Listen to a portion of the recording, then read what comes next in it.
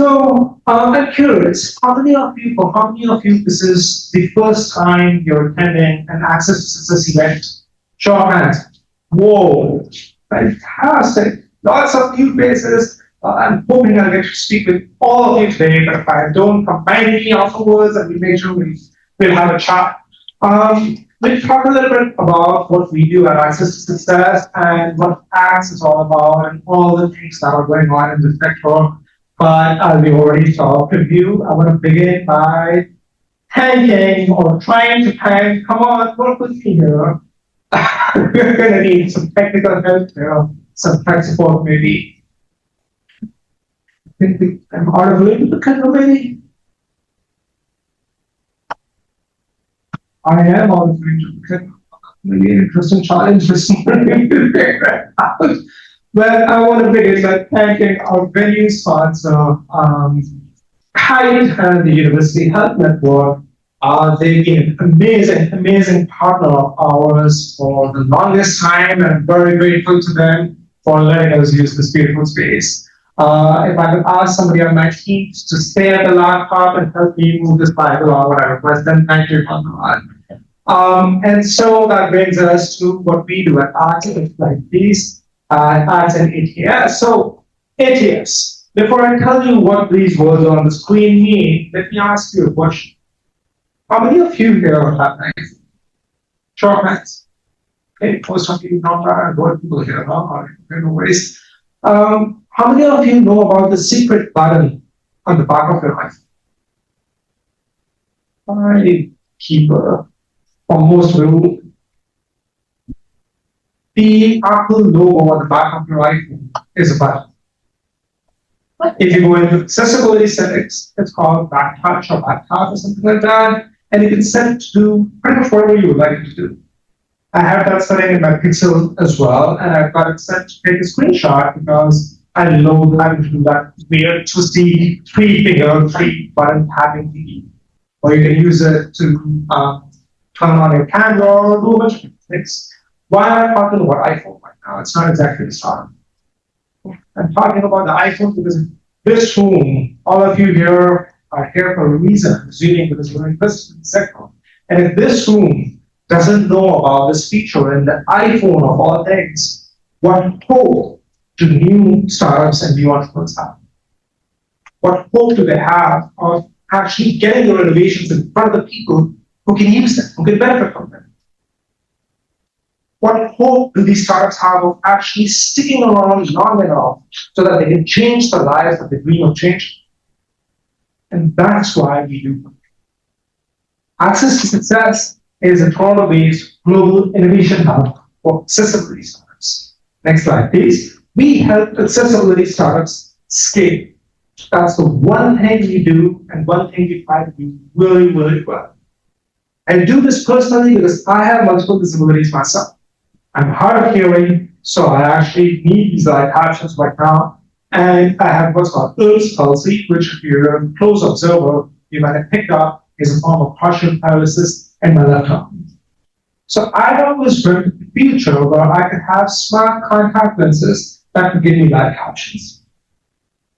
That doesn't exist, obviously. And unfortunately, I'm not smart enough to pull that out myself. But there are a lot of amazing people in this room who are smart enough to pull off a lot of absolutely brilliant innovations. Not just tech innovations, but just innovations that change the lives of people with disabilities.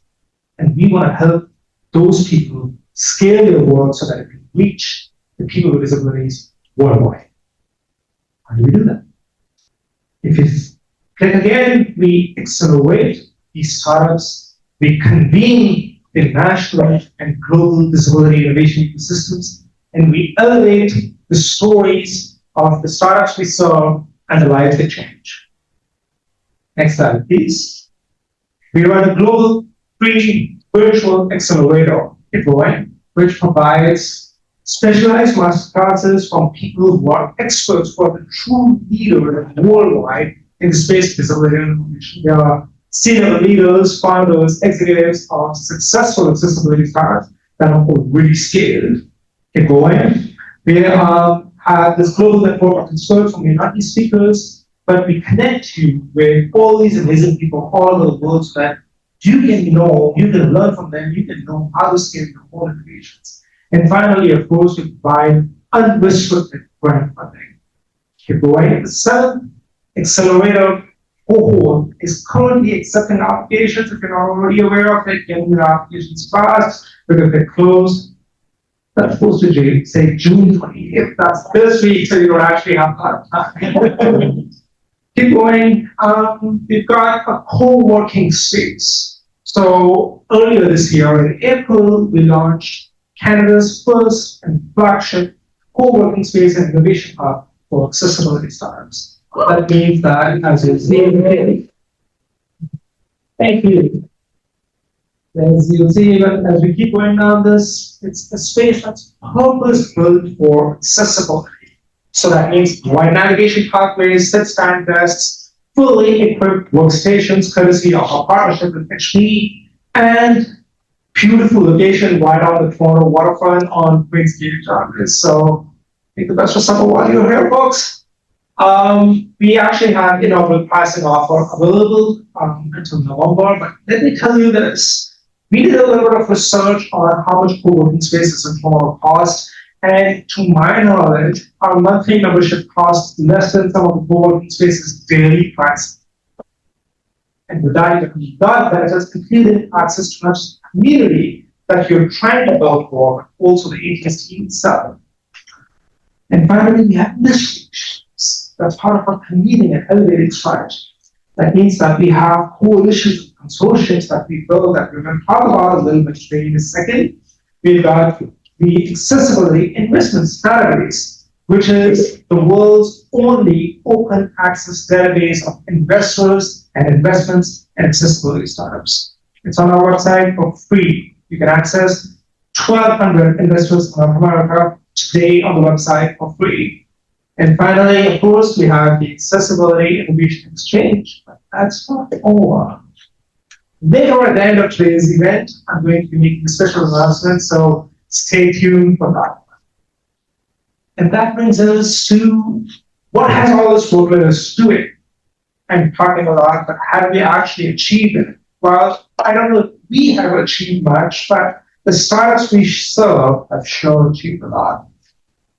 Through them, our network now extends to over 40 countries across 6 cohorts that we have completed so far. We've worked with over 80 companies as of now. These companies have raised over $55 million in funding, generated over $60 million in revenues. We've delivered over 300 hours of programming. I actually haven't updated this number in a while because it's probably over 400 hours right now. But most importantly, remember where it started? What's the point of all this if people who need these innovations don't know about this, can't access them? So this number at the end is a North Star. These startups that we work with have benefited over 2.5 million people with disabilities worldwide.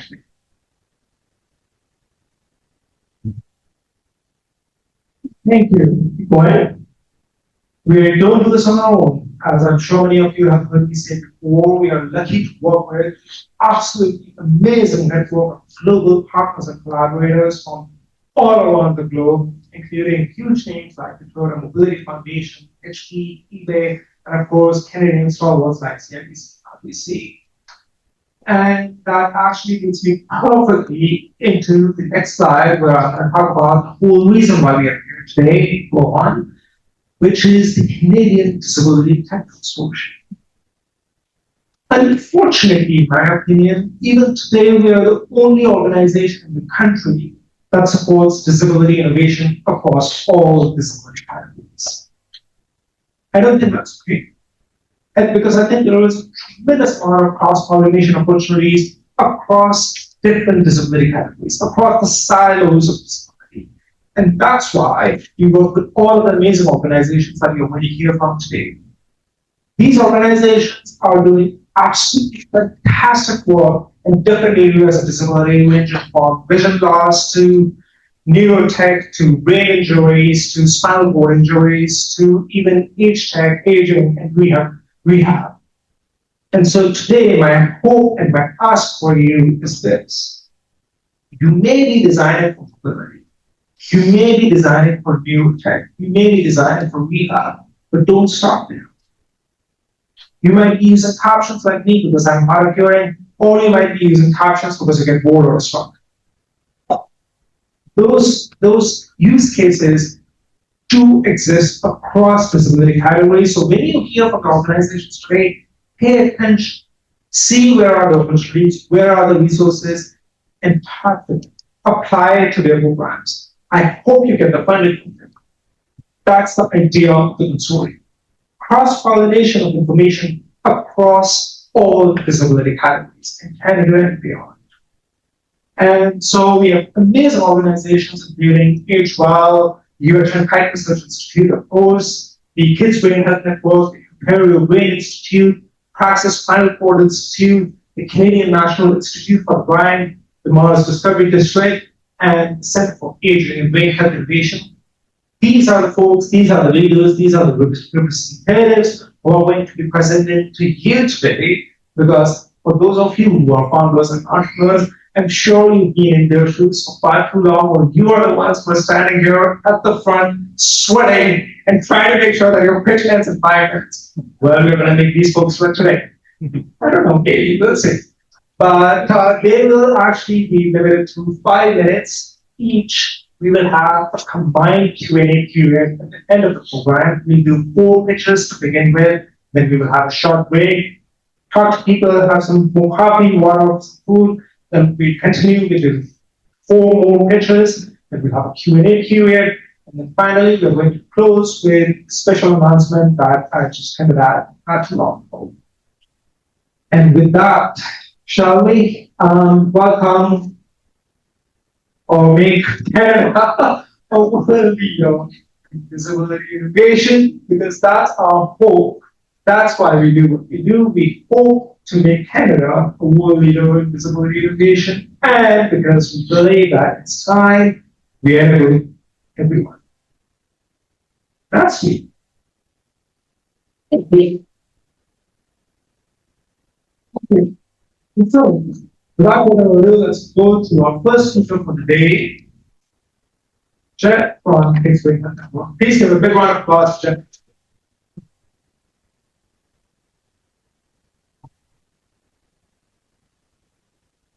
Great. Hello, everyone. Bienvenue à tous. I'm Jeff Perdella, the CEO of Kids Brain Health Plus.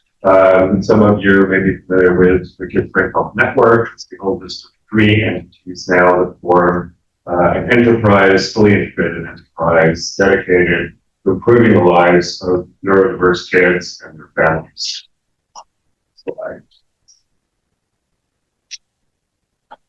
So our focus, everything that we do is improving access. So enormous alignment with AGS and all of the organizations, frankly, that are here today. So all of our programs focus on expanding access. Because we stand on a burning platform where kids, particularly in Canada, will sit on wait lists of between 2 and 7 years in order to get any support that they need as based on their neurodiverse and functional challenges. That is unacceptable.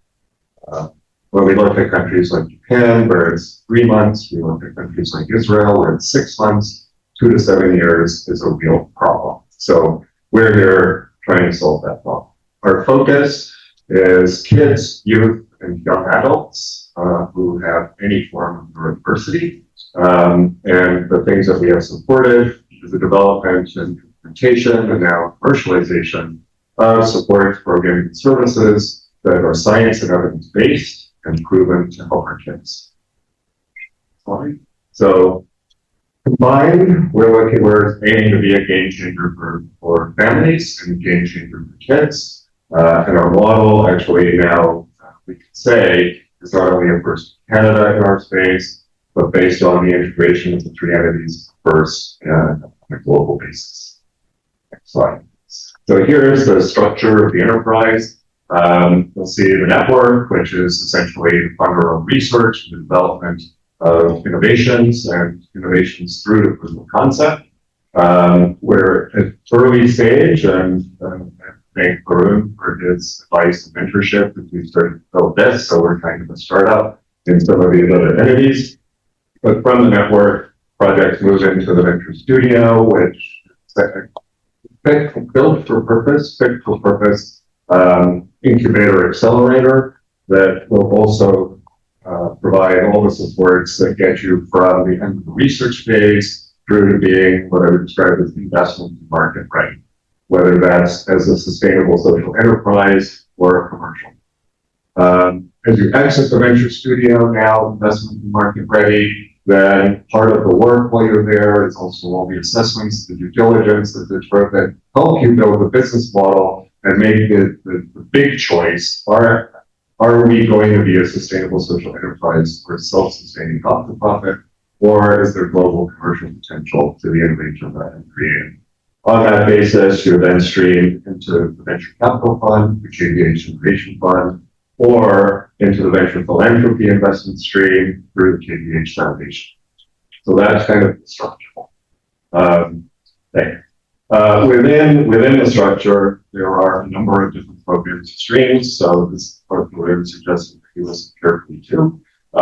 So going forward now, there is the long-standing implementation stream that is funding that you can apply for if you need to develop implementation partners, various early stages of a business model, and figure out kind of what the pathway is to implement the thing that you have. That now is going to be complemented with an acceleration stream, which happens, we would qualify for that after the implementation phase.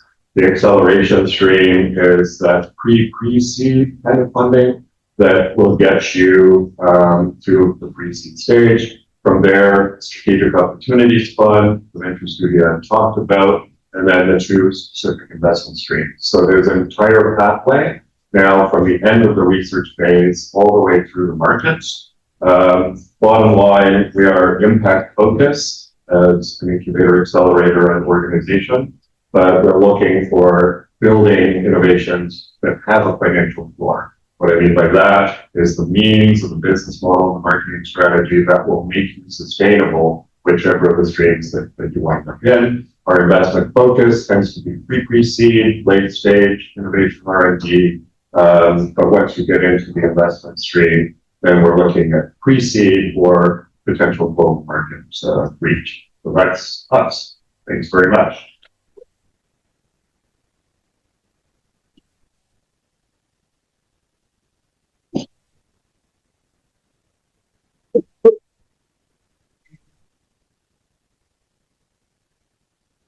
Hey.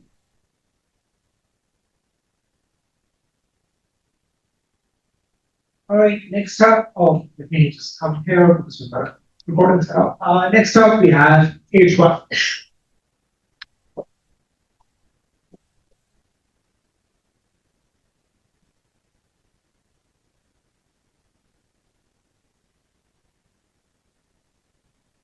Here we go. Okay. So hi everyone, my name is Noor. I'm a business partner. So our startups and partnerships program at HWAP. And next slide. Jump right in. Yeah. So how many of you are taking notes? I know I take a lot of notes in advance. Either your phone or pen, whatever you use. You didn't think twice about it. A lot of older adults end up losing their ability to control their hands, and hand dexterity becomes a problem. And this is just one of the ways that aging and accessibility can affect going. At AgeWell, we really support companies like Imaginable and Steadyware that are working towards problems like this. Next slide, please.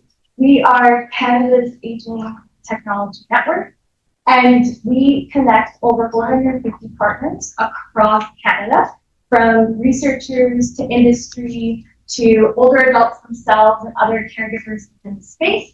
And we use this network, next slide please, to really push the needle on aging tech innovation, from development, commercialization, all the way to real world adoption. That is our pipeline. And at the center of it is older adults and caregivers. We center them at every single stage.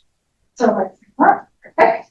In the development phase, we really support our trainees and researchers because we're investing in the next generation of talent. We do this through two primary ways that I'm pointing out today. Our HQP affiliate program, which just stands for highly qualified personnel, and our emerging entrepreneur award. So the first program is really about giving trainees the career building skills to innovate within this space and really draw in the co-design aspect of older adults. And then our Emerging Entrepreneur Award, this is a really unique one because it's salary support for our innovators at the training level. Next slide, please. For our startups, we have a startup affiliate program, which has really unique areas, including testing with older adults and our partners, and you get to connect with our national network as well. And really, really cool is we have a studio on 800 Bay that mimics how an older adult can age at their home with all the different technologies that we help develop. So you can use this to demo your technology and get those investors on board. Next slide. And we also invest in our own startups. So you can compete in the National Impact Challenge. Not only do you get exposures as finalists pitched at our annual conference, which brings together the entire H-Tech ecosystem, and you get coaching and you get access to that demo space that I just talked about. Next slide. And we know that none of this matters if we're not adopting the technologies that we're funding and we're supporting. So that's why we talk to the decision makers. We ensure that government is included in all of what we do so that there's an infrastructure supporting our startups and their solutions. And we do that by giving them our knowledge and action platform, which is a bunch of resources to help them make informed policy. And then we also help care organizations and the older adults themselves take on the technology and adopt it through our implementation support. Next slide, please. And a particular program that I will point out is the Envisage program. This is in partnership with MedTech Plus, and it's a national program that is really focused on adoption. And it brings together 3 partners. One is an SME with a market-ready solution. Another partner is the adoption site, so you can think of a long-term care home or a clinic or wherever this technology is being deployed, be an older adult home. And we also bring in a beachhead or an evaluator, which is essentially someone to test that impact and really give us a measure of how that technology is working. Next slide, please. And we bring all of this together in our national conference that happens in Ottawa this year. You're all invited. Come see the action. Don't scare me talk about it. Thank you.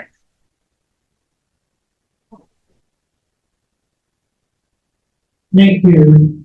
Next up, Kite Research Institute, H.R. Anthony Ronald. Thank you.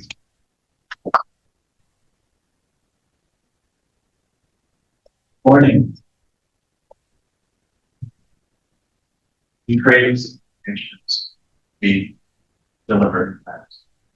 Welcome to Kite. Kite is where we have ideas that are coming out of the lab and again. So today, I'm not going to walk you through innovations. What I will do is I'll just walk you through how we do things. Try to innovate, try to get that into the real world. Right. We're a global leader in the illustration science space. We're also recognized in the health system, being part of the largest health. Also, we're a global accessibility leader. But it's not about the recognition. What really matters is that are we getting it? So at Kite, we have about 600 scientists, staff, students, spanning clinician, allied health professionals, including a third of them being engineers. We're publishing, very productive, over 600 in 2025. We're also bringing funding as well. But the success is very important, but what's really important is how are we going to deliver these results? Areas that we focus on: prevention. How to prevent injuries, how to prevent you getting this. restoration. You might get injured, but we need to find a way to restore those functions so that you work back into your home, your community. And lastly is community benefits. We want you to participate in the community. Not in the hospital. So innovations are very key. How can we get these innovations into these spaces? Now, the stakes are very high. Probably seen the data. By the year 2050, about 45% of Canadians will be older age, disability. That's happening. About 20 million. It will represent our healthcare system. It will represent our workplace. It will represent the communities. It will be represented at home. And we need to find ways to bring innovation to solutions. Now, we know everyone has great ideas. Innovation is everywhere. In the labs, startups, back at shop. We're not short of it. It's the execution. We need to fill that gap. So the gap is because we have a very highly fragmented system. We have researchers, we have clinical care, we have industry, we have lived experience, innovating, working together on our own, in silence. But what we have done, Kite, is that we recognize that we need to bring these intersections together, bring people in the same room so we can work together. So what we have done is we've built this. It's an engine. It's applied to them. So we convene, bringing people together. We build these intersections, so we build all those conversations, they are figured through. From there we build tools, build the guidelines, technology, and validate them into the real world. Once we're able to do that, and then we deliver the impact for the folks who need it. Then we scale it. Now imagine if we keep on hitting each of these points together, this whole group, we can build so much momentum, and it will help us really accelerate the adoption. So what does this mean for you? You're not going to be entering a pipeline. You're entering a system. Work together. Startups get test and validate with the users. We can make sure that they are safe. Make sure that we can adopt. So the moment is now. Know about the age accessibility space. It is going to hit us hard. It's going to affect us in all industries, not only healthcare, but transportation, construction, gaming, you name it. Because every industry is a vehicle to deliver care. So we need to look. So my ask for you is, let's do this together. Bring your ideas, bring your capital, bring your partnerships, so that we can take all these probabilities, scale it, and bring it to change lives.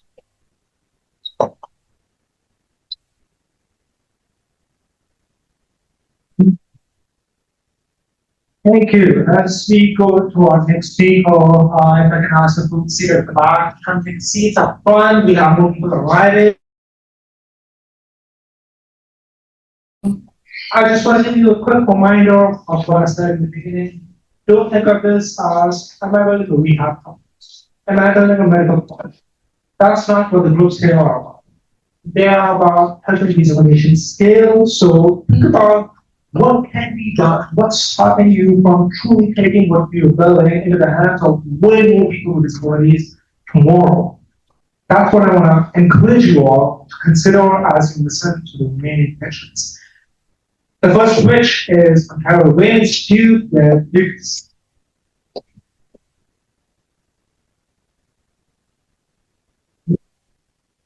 Hi everyone, I'm Lucas. I'm with the Ontario Institute or OBI. I know I'm the last presentation between you and the break. And so I promise I'll keep this short.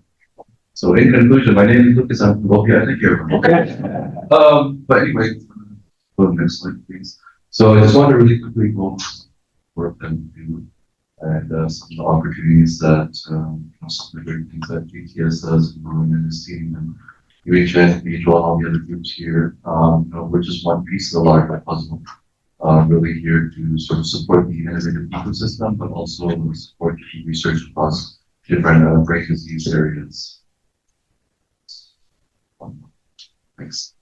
Just quickly go over our pipeline in terms of our funding program. So on the business development and partnerships team, we have several different programs that help individuals and companies across the different stages of development. So we have the NERV program, which is really the early stage stuff, where the early stage startups just developing technologies and they're just starting to learn how to commercialize and build their first prototypes and to get it into testing in the market.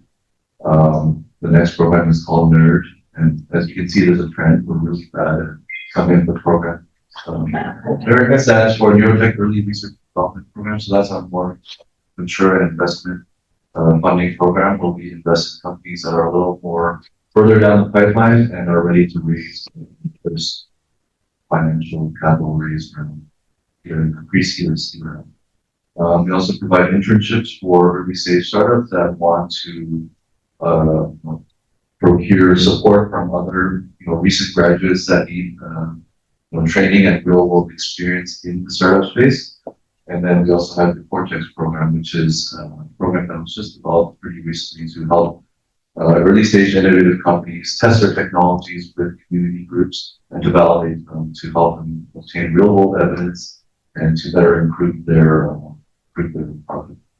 So, so just I think the core program on over is the NERP, so that's the entrepreneurship funding early stage launch. We provide 100,000 in non cash, meaning there's no equity involved. Very little strings attached to this reporting, but we just want to help companies with the early stage funding on that front, but also and training opportunities, so helping them learn how to do shareholder agreements or do market research, knowledge. So far, we've supported around 90 entrepreneurs to date. We just selected our new cohort for this year, which we'll be announcing probably later this summer. And they have gone into some pretty good. So some of these programs or some of these companies include medical devices, therapeutic software, technologies, diagnostics. So think of things like testing for concussion or using EEG to control devices for people that have disabilities or assistive devices for communication for people that have trouble using their voice to communicate with other people. So, and the next the next stage is then very confident for the programs that for companies that are a little more mature and are looking for investments to help them get to that next major milestone. So a lot of these companies need funding to scale up and get to that next major stage so that they can commercialize and get to market. And we'll skip it. And finally, Cortex. Yeah, so Cortex, like I mentioned before, is a recently developed program that's really just to bring together and bridge groups and early stage startups to really validate their companies and to help gain that data. Because a lot of these early stage companies have issues in terms of finding the right demographic, finding the right patient population to help them improve and test the product. So we act as a bridge, a third party validate help these companies get to that point. So next slide. This is a really quick summary of our portfolios. We supported about 115 portfolio companies, and you can see it's across the board. Mostly on the medical device and software side. Like I mentioned before, some of these companies have found to raise larger funding. And we've also on the last part is support a lot of early stage or a lot of talent. So a lot of these are first time entrepreneurs just looking to break into the field. So this is our way of sort of building that pool of capital, pool of talent to support that sort of tech cluster. Excellent. And yeah, I think that's all. But I think Hi everyone, my name is Sophie. I'm with the Mars Cover District and I work on our health science team, leading some of our impact and innovation programs. Next slide, please. We can go a few slides from home, please. Yeah, thank you. So Mars Cover District is North America's largest innovation hub, and what we do is that we support innovators, or our mission is to help innovators make it better work. So we do this by providing programming, mentorship, and support. I'll give you a little more info about, but also by convening stakeholders. So we bring together governments, partners, corporates, some of our ventures together to try to address some of our most pressing issues. We support over 1,200 Canadian companies where we help people in scale. We also have real estate branch to us. So we are located just across the street, University and College, where we have 150 innovators, corporate partners, academic work, and 150 organizations that come in every day.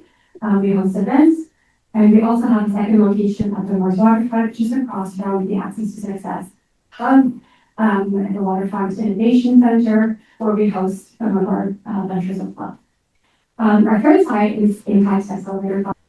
So we with the government of Ontario, we have an Impact Accelerator Fund that we invest into some of Canada's most promising ventures. We help use that money to invest into Ontario. Next slide, please. So Mars core verticals, we've got three sectors that we traditionally work in. We've got health, clean tech, and emerging technologies. And we support ventures from zero revenue up until 100 million, MPP and links purchase. Next, please. So we support ventures by increasing the odds of success. So we support them by providing them with market intelligence, access to data, supporting work with talent, exclusive events and curated communities. We have 2 signature events each year that host over 1,000 attendees, which is the Mars Impact Health and the Mars Clean Tech. We provide advisory, mentorship, we support hiring talent, and we also make connections with some of our corporates or partners and our wonderful collaborators. Pretty much. Thank you for calling. Attention, blue, Excel, room 015. Attention, code blue, Excel, room 015. Attention, code blue, Excel, room 015. All right. So we partner with some of our collaborators, and here in the room, my class is five. That's it. That's it? You said we work with ODI, great connection for ventures and really helps them. So Mars has helped provide end-to-end solutions that help our service scale globally. Next slide, please. Above and beyond that, we work with some corporates to provide more one-to-one services for some of our ventures through our accelerator programs. So we've got 4 main buckets in clean tech and health. I will focus on the mobility to have because that is what I do. Next one, please. So in collaboration with the Sustainability Foundation, Mars Discovery District launched the Mobility and Emergent Hub, which is a cohort-based program to support ventures with connectivity. So take accessible, assistive, and rehabilitation technologies, and we help scale our solutions to commercialize faster. We've onboarded 2 cohorts. Bridget the front is one part of our inaugural cohort, and he's graduated from our program. We've got 16 mentors part of our program that we've been supporting for the past 2 years. And we'll actually be launching phase 3 cohort real soon, so please stay tuned for some announcements. That will be maybe next month or so. And I'm already telling you being part of the program. Further, the program provides up to $100,000 in funding. We provide international market visits, one-to-one mentoring, advisory, peer workshops, and really a holistic way to support ventures everywhere. We all know that it takes a village to raise a venture. We can't do it alone, so we work with a lot of with our community members to provide additional services and supports to our ventures. So if you're interested in getting involved, please reach out to the ability or to help at university.com to find ways to support our hub and work together. Next slide, please. We also have some low barrier ways to work with Mars. One of them is that our locations across the street, the Mars Center, is a public accessible venue.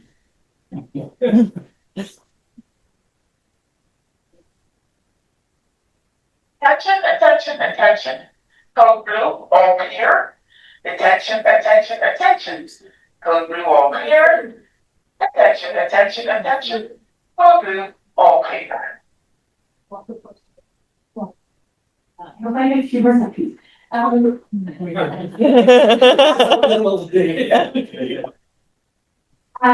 Mars is a public accessible building. We've got free Wi-Fi, tables.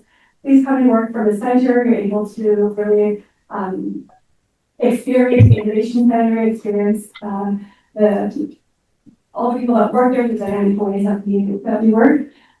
Please come by and work there, as well as the waterfront is also publicly accessible and you can work there from our public areas.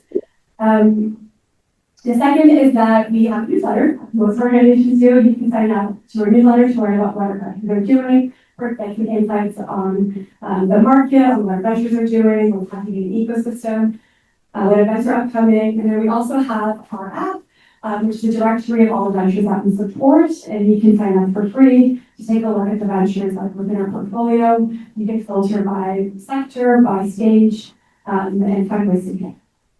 Thank you.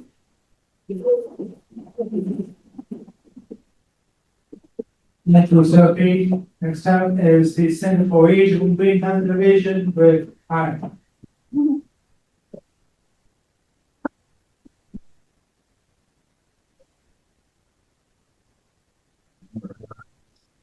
Big day for Canada sports. Hope everyone's looking games at 3 p.m. today. To watch the game. Yeah, hi everyone. My name is Ty. With the Center for Asian Brain Health Innovation Academy. Quick show of hands, maybe if you're able to. Raise your hand if you know someone over the age of 50 years old that's born in your life. I'm going to see everyone's hands here.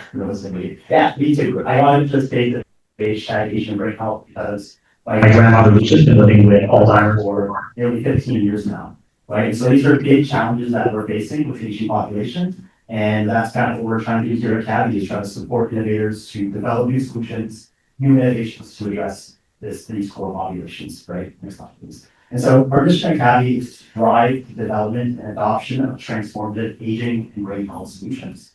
And our vision is a world where every older person with purpose, fulfillment, and dignity. So that's kind of our guiding principles for the Academy. Next slide, please. Here's just a snapshot where we brag about all the great stuff that we do. We deployed, over $200 million of funding to support projects, around 600 of them across Canada. We've, my favorite statistic is being able to work with nearly 200,000 older persons and caregivers across the country for projects, right? So this is really, really exciting work for us, and I think it's really important. Next slide, please. All right, you might be asking, well, what does aging brain health actually mean and look like? It's a fair question. So at Academy, we have 6 core innovation, right? So all of our innovators, all of our projects, whether that's east of Vancouver or west of Halifax, are addressing at least one or perhaps few of these different core innovation themes, ranging from aging at home, caregiver support, care coordination, navigation, cognitive mental health, financial health and wellness, and women's brain health. Sometimes I should really memorize those. Next slide, please. Yeah, essentially, our job at Academy is a lot of clippers there on the slide, but really our job is to advance the journey of innovation, right? So you can imagine all the way to the early stages of ideation for a new solution, all the way to commercialization and adoption. We want to work kind of in that intersection, right? We want to be able to support anyone who's building the space, whether you're a senior care organization, whether you're a student or a startup or a researcher, right? Next slide, please. And this is a pretty cool slide. This is essentially our snapshot of our core funding programs and initiatives to support, again, innovators, senior care organizations, within that innovation journey, right? I won't go into each of them in depth, but really all you have to think is if you're interested in working in HTech, whether as an operator, as a researcher, or start a company, a trainee, we have opportunities for you. So check out our website. We'll have the story for you in there. And then just one thing I will shout out actually is that bottom one called Leap. And Leap is one of the examples of what we call our patent services. So in addition to the funding that we provide our innovators, we also want to be able to provide value and support in other ways, right? So Leap is a really great one where essentially we say, hey, innovator developing a medical device or software solution, how can we get you in the same way as older adults, people with experience, get their feedback, really inform development of these solutions, right? Next slide, please. And the last one I'll say, especially for those early on in their career, your post-secondary student, your student graduate, the trainee, scientist, et cetera, with a few different opportunities for training and development purposes, if you're interested in innovation at the top of the Academy Science Collaborative, as well as if you are a post-secondary student or recent graduate working on an early stage health exhibition in aging and brain health space, we have some funding support through the Next Gen Support Package. In fact, there's at least 2 folks here in the crowd right now. Tina, if you want to raise your hand, Tina, and if you Rod is around, there's you Rod, you can talk to them. Hopefully they say good things about us. Next slide, please. Yeah, and that's really it. I think maybe just the key takeaway here is, as we remember from the start of this presentation, we all know someone who's in that population of 50 years or older, people living with a cognitive decline. These are very common problems. So really my main takeaway is we need more passionate, intelligent, creative people to work here in HTech, whether that's through CAPI, whether that's through Age Well, through OBI, or any of the great groups here at KICE, et cetera. So thanks all for listening, thank you all for being here, and go Canada.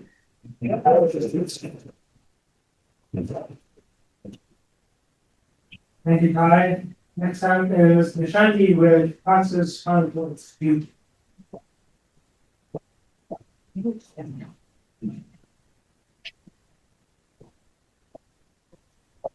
Hello, everyone. My name is Nish, and I'm thrilled to be here on behalf of Praxis Spine for Institute.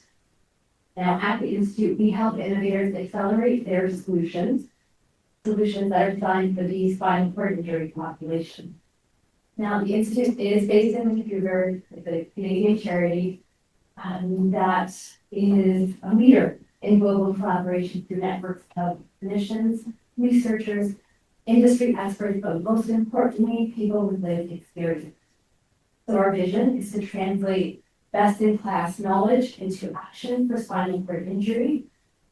And again, most importantly, by leveraging the motivation and experiences of the community. Now, next slide, please. Okay, you go up. One more. Okay. Engagement with the community can be challenging. So people with lived experience, people with spinal cord injuries, often find engagement to be fragmented and frankly with very few tangible outcomes. Startups will struggle to demonstrate impact and return on investment. And so this is where Praxis really steps in.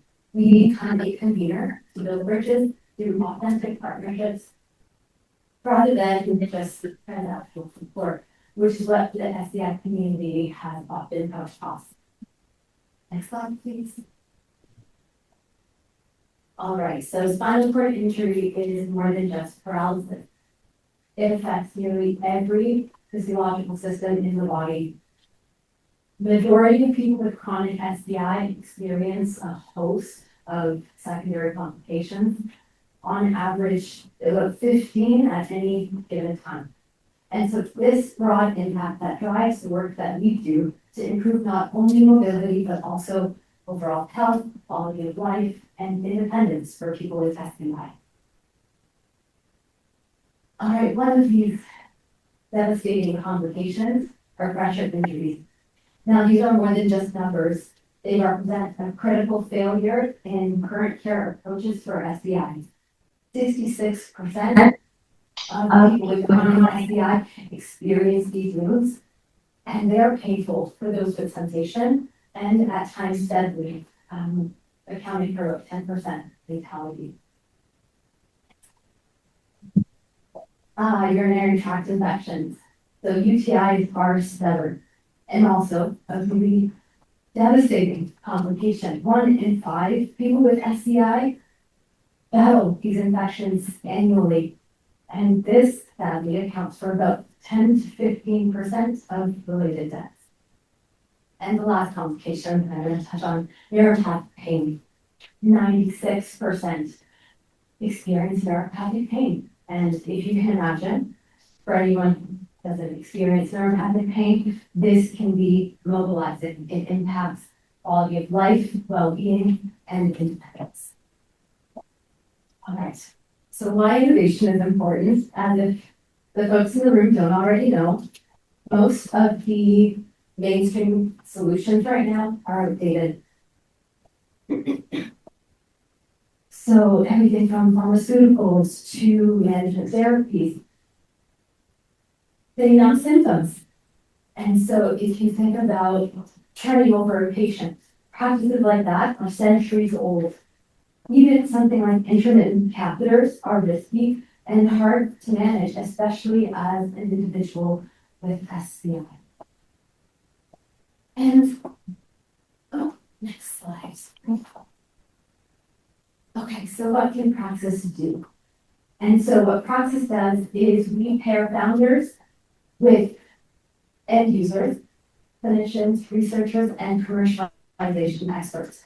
I'm going to highlight our SCI Accelerator for a moment. We are currently accepting applications. There are about 2 weeks left to apply.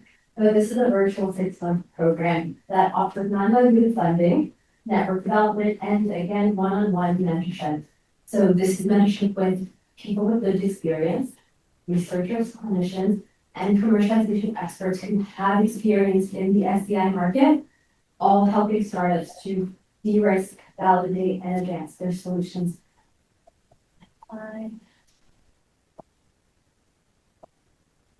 Value adds, we do more than non-dilutive funding. We can help aspects like designing critical clinical trials, developing product roadmaps, or crafting clinical adoption strategies. Next slide, I'm almost there. It's our bragging slide. We have supported 51 startups who have gone on to raise $279 million in private capital, and $50 million in government and non-dilutive grants, 18 products on the market, 9 of which are available in Canada, and the one that we're most proud of, impacting 3,675 over 3,675 people with lived experience. Next slide. Our fantastic alumni, I can throw that up or share that with you later, one more. All right, yes, we believe in this really simple approach of integrated assessment, sharing unknowns openly, and building trust. So we are believers in matching the right people with the right projects at the right time. Please come find me if you want to chat more about our SCI Accelerator. We will book a free call with our team to help you see if there's the right fit. Thank you so much.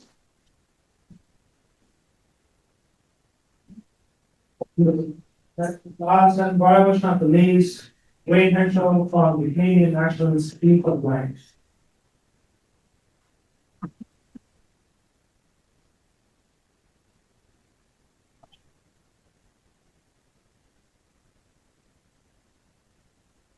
Wayne.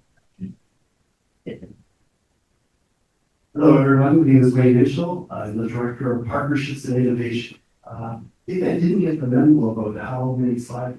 But I'm also a big believer in it's not just about the slides, it's about the impacts, right? How do we engage? How do we enable? How do we then move forward together?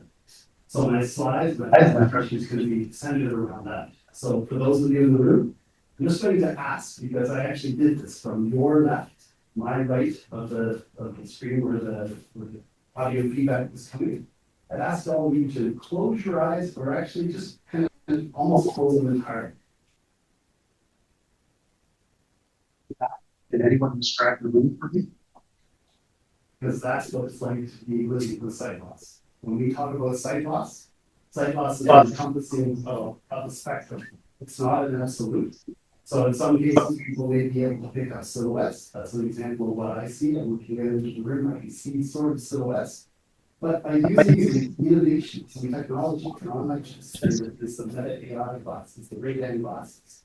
And so I asked Meta, describe the room, what am I looking at? And it told me, hey, there's a projector in front of you. There's a clock in here. And the room is set up with row seating. It looks like a bunch of very enthusiastic people talking in the room. And I'm going, great, that sounds great. I will use that in this description. So CNIB, the Canadian National Institute for Blind, we are one of Canada's longest standing charitable organizations, really oriented around changing what it is to be blind. And that is today, tomorrow, and together. So if you remember nothing else about my presentation here today, it's about those last three words, today, tomorrow, together. We, like many other organizations, have orient every 3 to 5 years around our strategic plan. And we're currently in the middle of our current strategic plan, which is called the Way Forward. And it orients around 3 pillars. Pillar number 1, attitude is everything. And quite often as people are talking about this, people say, hey, it's about the attitude of others as they interact with people like myself in the Sight Plus team. I'm also a big believer in talking about it's also about the attitude of us as part of the Sight Plus community and how we interact with others. It is daunting. It is kind of cognitive load to come in and talk to an audience that you can't see. You can't necessarily everyone in the room. You can't. So you got to work up that perseverance to go in and go and achieve those goals. So attitude is everything. How do we encourage the attitude? How do we build the confidence in individuals? How do we ensure that as we're designing solutions, technology oriented or otherwise, that we are including the voices of individuals with the lived experience? Attitude is everything. Second is safe and successful journeys. I'm not sure how many of you navigated here today, but or navigated through. I'll pick up on the theme of soccer. Navigating the station is interesting for navigating the whole life there. What I would encourage though is how do we work with innovators that can actually enable spaces? So I'm happy to share, as some of you have seen my LinkedIn post, we're working with one organization called OnePro. They actually came to us. They came to us at the very last minute, but it was still great. They said, hey, well, you can see that we have 2 tickets for the Vancouver game where they played last week. And so we were able to send an individual there with a guide dog user, and they got to go to a World Cup. They got to experience that game. And it wasn't just about going and experiencing it with everything else. They got to use the technology that is a tactile tablet that actually describes what's going on in the field of play. Now think about dribbling that into other sports arenas. I was with my brother a couple of weeks ago at JC. And I had a real hard time, even with the sunglasses on. As the sun was going down, the shade was coming in, I couldn't pick up the players and even the commentary. And I was thinking, wouldn't it be great if I could get more out of this experience so that I'm enjoying the day with my brother at a baseball game. So safe and accessible, how do we enable the space? Leveraging technology. The third pillar is our kids will try. Everyone calls it next generation. I am going to pick up on some words that were shared a moment ago because I am part of that generation that's 50 plus. I call it Gen Z experience. But that's the way but we'll leave it at that. Gen Z experience way. Apparently I can't define myself as a kid or next generation, but I still feel hit at heart. But what we want to do is that everything that is passionate about is how do we enable that next generation of individuals that is living beside us to pursue their dreams, to pursue their passions, to pursue their interests. And that could be into a startup arena, it could be completing their education goals. But let's focus a little bit on the startup arena and the venture goal side. That's my tool for the next slide. All right, so within CNIB, lots of different programs, lots of different initiatives. We have a specific program under the Come to Work umbrella that is around the venture pool. The venture pool are those folks that have an idea, they want to start that idea and start moving forward with it. In that program, there is no cost or barrier to entry. The only request that we have is you must identify as a person within the cycle. And the reason is we wanted to start from there and really help those individuals as they're thinking through their idea, to cultivate, to understand it, and make sure that they know what they need to be able to be successful, to move forward into the speed opportunities and funding and all of that. So we're very much that entry start point to enable people to go on and have conversations. We're also teaching them how to think wider. Don't just speak about your solution. You have to, I think you heard earlier, like science, right?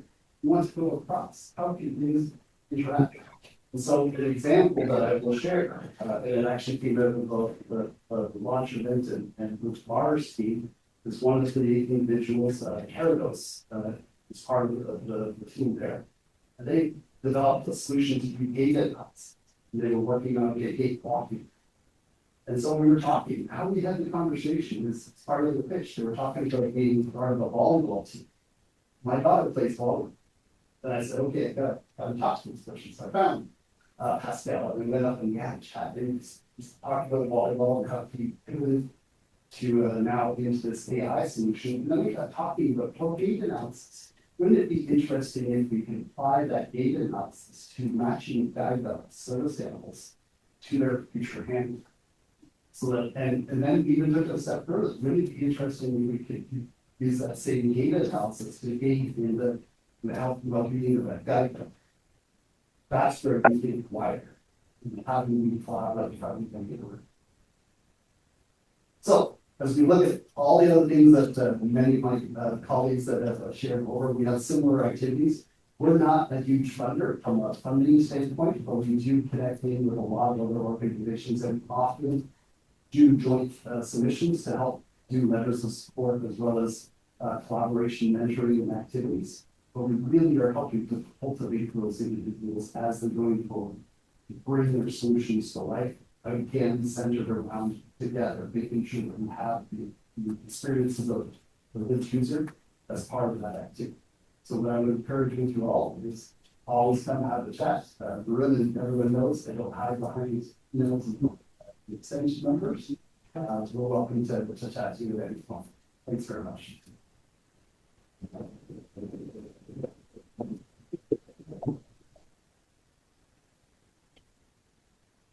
Thank you, everybody. Give it up for the presenters from the Canadian Disability Tech and Health.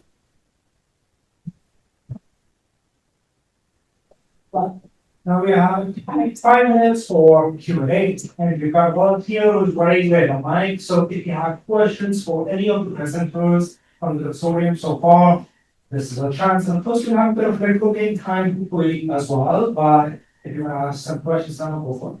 Go ahead. Any questions?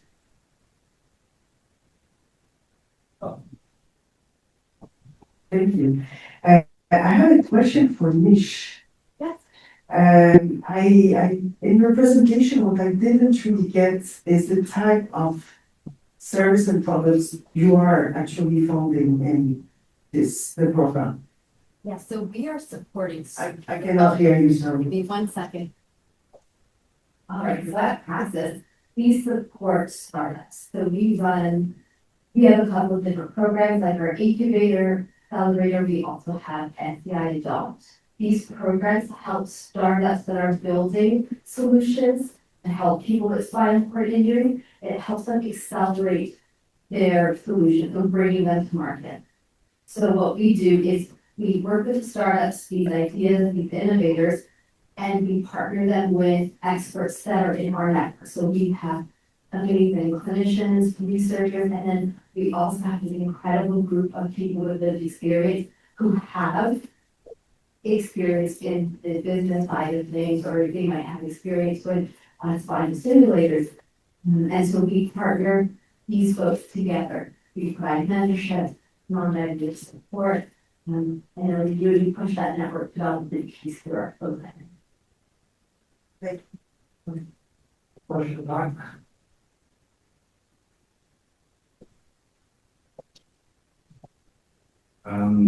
You said you're looking for partners with lived experience.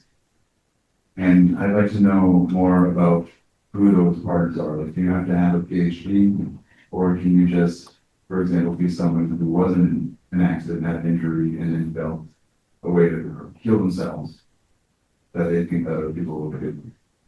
Absolutely. So I think the craft has an amazing program right now. And if you're interested, one of the ways, okay, let me answer the first question. I don't need a phase three. We have an incredible program right now, our Chat Scholarship program. And this is to help people with living disabilities who have gone on their own journey, but it's to help build skills that will help them translate that experience into mentorship for startups and help them bring those experiences to help startups. And so if you're interested, we are accepting application for a scholarship program. I'm happy to share that with you. It's open to anyone who's lived experience here in Canada. Yeah, of course.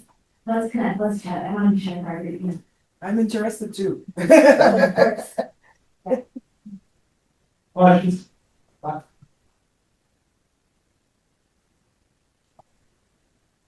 Yeah, so my question is generally like any one of the presenters can kind of tackle it and maybe you can learn. But I'm just curious as to like I'm glad that you guys are building this great ecosystem. At the same time, like with all this great technology, I'm trying to understand how you guys are collaborating together in order to maybe get the government on board and try to start integrating some of these amazing ideas into their policy, because honestly, like with the AODA we have right now is kind of outdated and we kind of need to step up in terms of how we kind of bring these ideas to the forefront so anybody can tackle that. But it's just like me as a student here, like, I'm curious about what the great minds here. Great question. I'll speak on my experience. I think a lot of the presenters here have been doing this for a long, long time. I mean, CNIB has been around for over 100 years, so we've got a long history that I'm sure you touched on. But what I'll say is that there is a huge amount of work that goes on behind the scenes that doesn't always necessarily fall into the public sector. That includes written hearings, lower hearings, that includes a lot of consultations, long tables, closed door meetings with governments, policymakers, board and federal and provincial level. ATS itself has done a lot of that as well, and there's more that we can coming down the road. There are conversations, that, in fact, there have been conversations happening probably for the last 40 years, at least as far as I'm aware of, around expanding access in ADP, Assisted Access Program of Ontario. I don't think that's a new conversation. And I will find that I think a lot of the change, the positive change that does get made goes without credit to a lot of these organizations that have been doing this work. Now, I'm not talking about ATS, I'm talking about the amazing organizations that have been doing this for so long. So I think it's a fight to start with, and pretty much ever, because there's always more to be done, but the fight is very much taking place. I think. Thanks for your question. We're actually part of this organization called the Accelerating Accessibility Coalition. And it's driven by a group called ULI Toronto. What it is about, there's 100 folks, organizations there, made up of developers, construction, architects. They're really focused on focusing on the built environment for accessibility. And that group is there to try to raise awareness and change policy. Also, at PEG, we have certain scientists who are partnering with accessibility things to begin. And so, with a lot of insights getting from our research, we're helping to form change. So, the momentum is there, and thank you very much. I'd like to add as well. So Mars is a convener will host a lot of government public service that comes through the doors to just form about innovation, what Mars does. And so we use that opportunity to really educate them on the challenges and barriers as an innovator and getting adopted within the government or within Canada, and what we could do to try to address that problem. So recently we hosted the accessibility commissioner at Mars, where we talked about, had a roundtable discussion about the barriers that countries were facing to bring their solutions to people who need them. It was a very candid conversation, and he said, I'll take this back and bring it to the federal government, discuss how we can bring it into policies. And so it's a lot of discussions we're having to try to change the adoption problem, but I think Canada is very risk-averse and, they make that risk, we tend to not work with a lot of innovators, and Mars is trying to change that narrative. But it's through conversations, it's through hosting them, where we're able to do that. But additionally, we also partner with some collaborators like IUHN, where we get our innovators to work with them to then try to get funding through some of the federal or provincial governments to program to do development, product development to then bring solutions to market. So we'll leverage a lot of government money to do it, but the advocacy work is a broader conversation that requires everybody to pitch in to do, and not only one of us are responsible for doing it. We all have these conversations, we all try to talk to government agencies as much as we can, the ministries to bring attention and awareness, but I think it's something that everybody has to come together to do. Right, we're a little kind of time, so come to you, unfortunately, I don't find the speakers after. We come to you after, so make sure we combine the speakers after, make sure that there's a way time for all of you to actually engage on a one-on-one basis as well. Right, so one quick time, please get around for the amazing presentation. Right. At the beginning of today's event, I did promise you all a special announcement, and it relates to this. Over the last 2 years, I have had a chance to really go out of the world. I've traveled to 5 continents in the last 1 year alone, at different events and conferences in the world of disability. And so much of that work happens with that idea of information sharing, with that idea of convening, with the idea of making sure that the questions are getting asked right here or are getting answered by bringing those people together in one. The thing is, I had a chance to go to assistant conferences in pretty much all the places, except in Canada.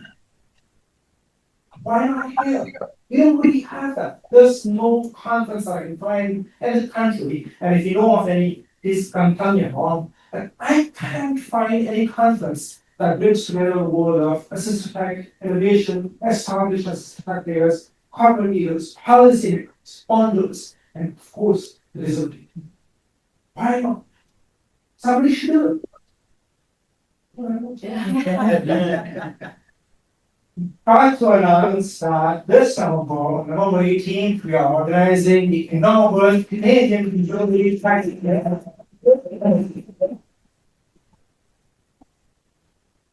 The Canadian Disability Tech Summit is a flagship national conference on assistive tech and disability innovation. If we go to the next slide, please.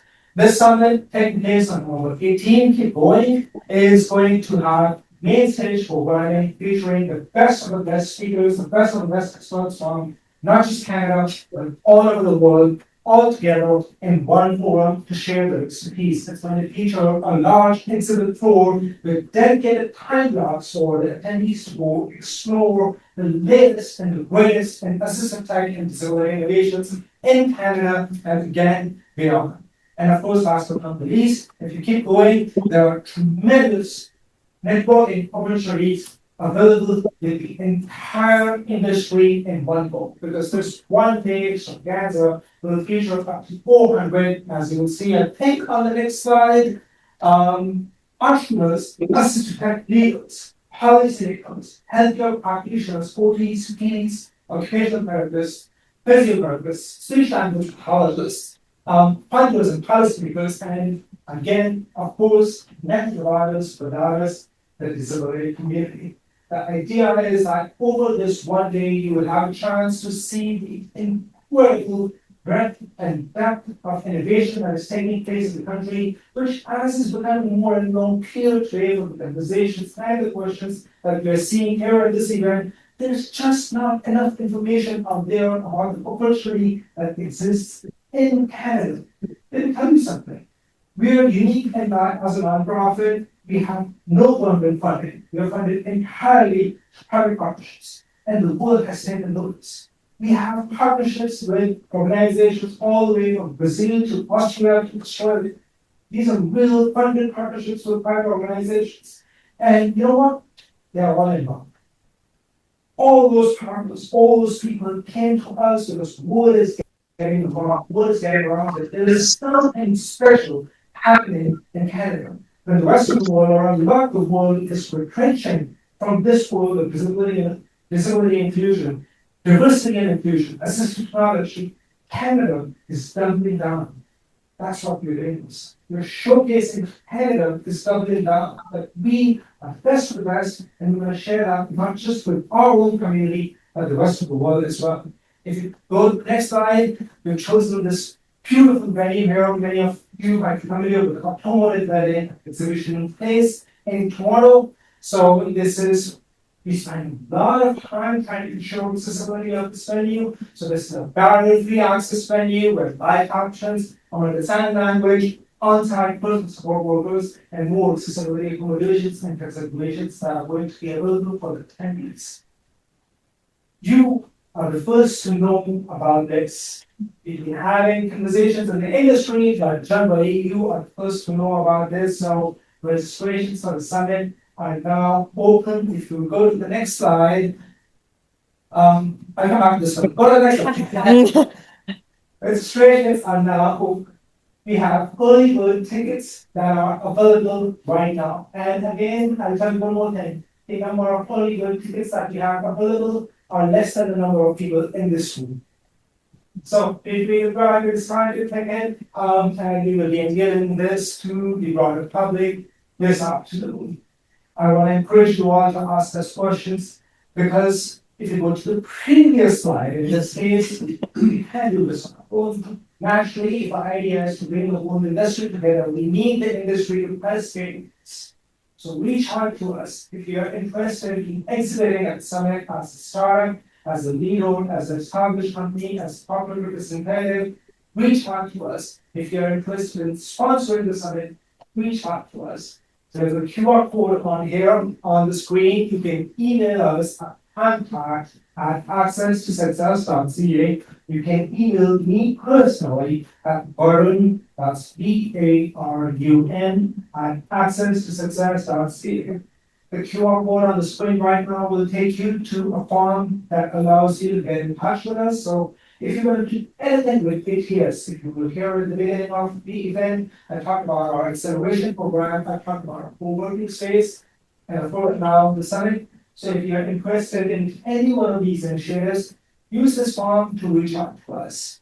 And again, if you can go to the next slide, as I mentioned, tickets are now available. I'm gonna leave this slide up so you have a chance to grab this. If you are not able to use the QR code, just Google Canadian Disability Tax Summit and you find my testament, hopefully it was already too. And that was a big announcement. It's been something that I've tried for 3 years in a row to do this. And I think some people here know it usually takes a few years to follow these things, but this is the year that we're finally doing this. There is actually going to be even more that we're going to unveil on this summit later, shortly in the coming weeks, so stay tuned. If you don't follow us on socials, make sure you do. If you don't follow our newsletter, make sure you do. Because that newsletter, by the way, is not just about stuff you do, it's about stuff all of them also do. So it's a great avenue to find a lot of resources. I'm so thrilled that you're here for this unveiling of the Canadian Disability Tax Summit, and that concludes today's Accessibility Innovation Exchange event. Thank you.